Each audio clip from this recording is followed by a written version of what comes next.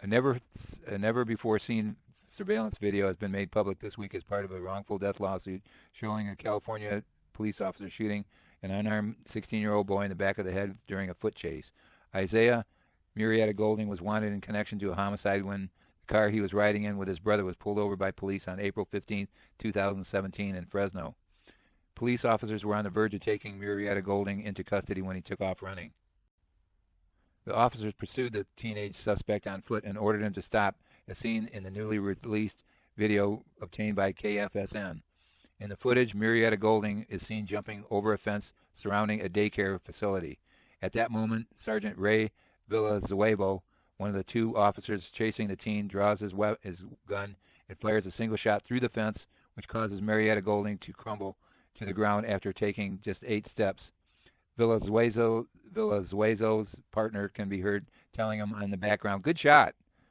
An investigation conducted by the City of Fresno's Office of Independent Review later found that during the chase, the officer saw Murrietta-Golding repeatedly reach for his waistband while looking at them over his shoulder.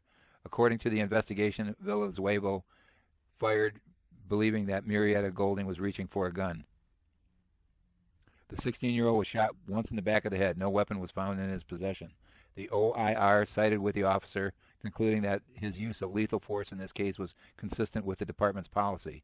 The reasonableness of force is based on the officer making a split-second decision after observing the suspect reaching for his waistband area several times during the foot pursuit, wrote independent reviewer John Giada.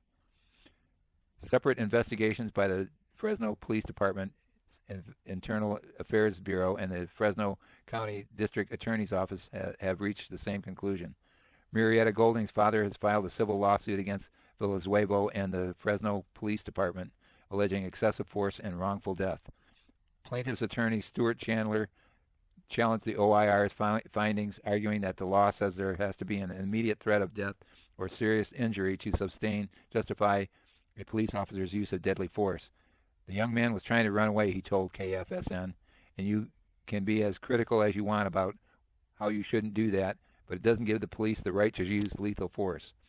Fresno Police Department Chief Andrew Hall defended his officer's actions, saying that in a statement that Murrietta-Golding and his brother were suspects in a murder investigation and that the brother later pleaded guilty.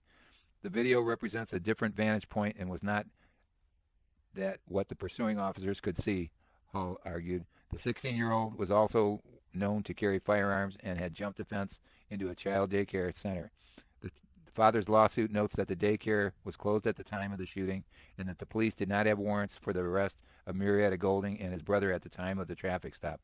The wrongful death lawsuit is set to go on trial in October 2020.